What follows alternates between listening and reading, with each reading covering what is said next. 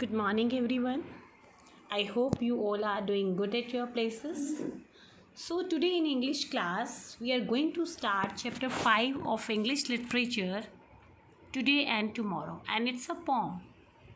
This poem is written by J.E. Carpenter.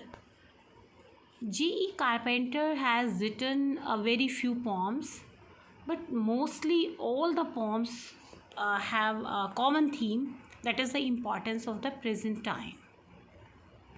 So this poem, as the name suggests, today and tomorrow. The poet J. Carpenter believes in today's time, in present times. So this poem, Today and Tomorrow, highlights the importance of the present time. So let us read the poem first.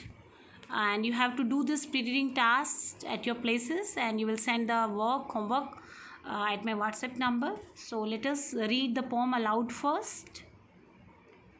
Don't tell me of tomorrow. And open your books along with this watching video. Open your books. Don't tell me of tomorrow. Give me the man who will say that when a good deed is to be done, let us do the deed today. We may all command the present if we act and never wait, but repentance is the phantom of a past that comes too late. Don't tell me of tomorrow, there is much to do today that can never be accomplished if we throw the hours away. Every moment has its duty. Who the future can foretell? Then why put off till tomorrow what today can do as well? It's a very beautiful poem.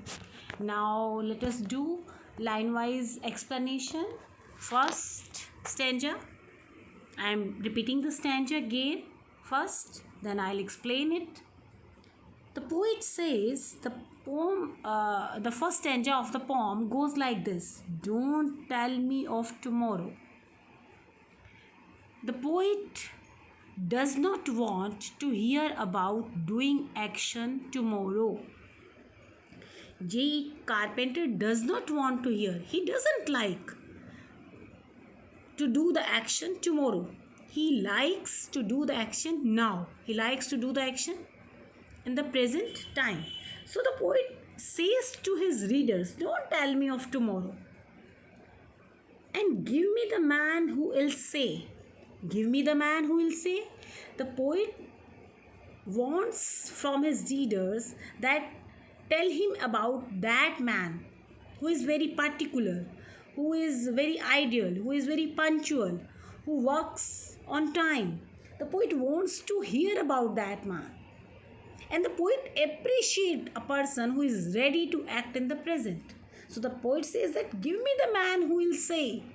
He tells his readers to tell him about that man who is ready to act in the present and does not postpone it for tomorrow. That when a good deed is to be done, let us do the deed today.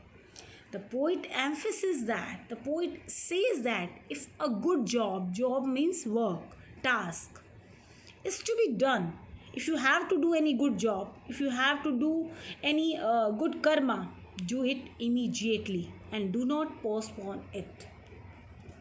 I think now you all have understood the first stanza. Don't tell me of tomorrow. The poet doesn't want to hear about tomorrow. He wants to do the action in the present time.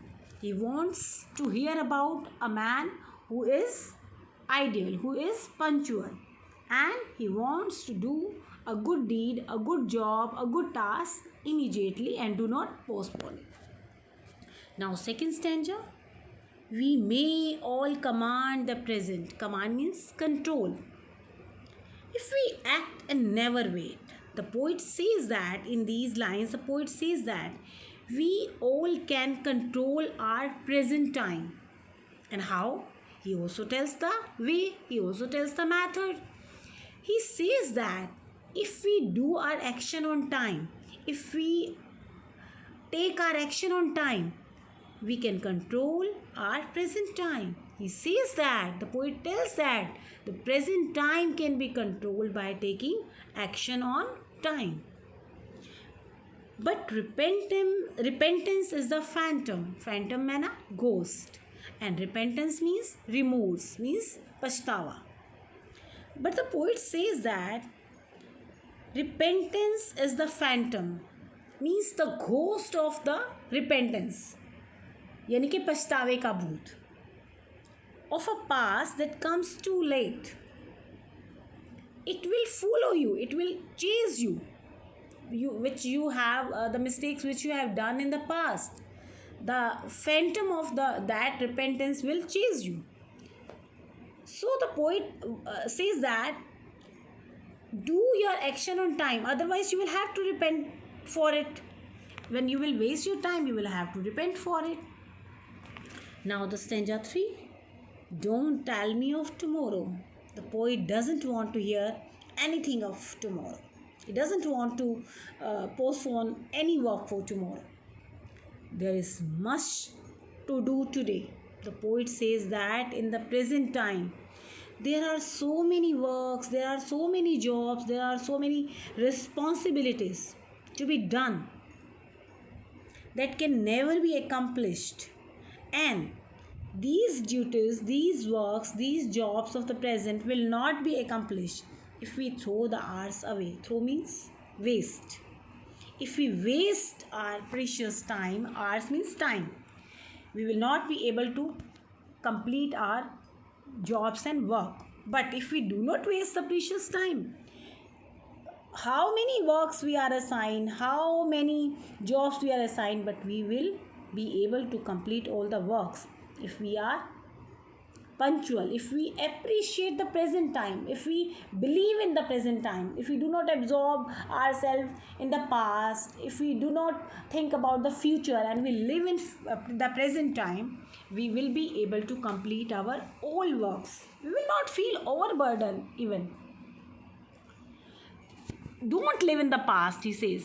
You have to learn from the past mistakes. You have to mend your ways which you have done in the past. If you have done any mistake in the past, you have to learn from it and do not live in the past, but don't live in the past.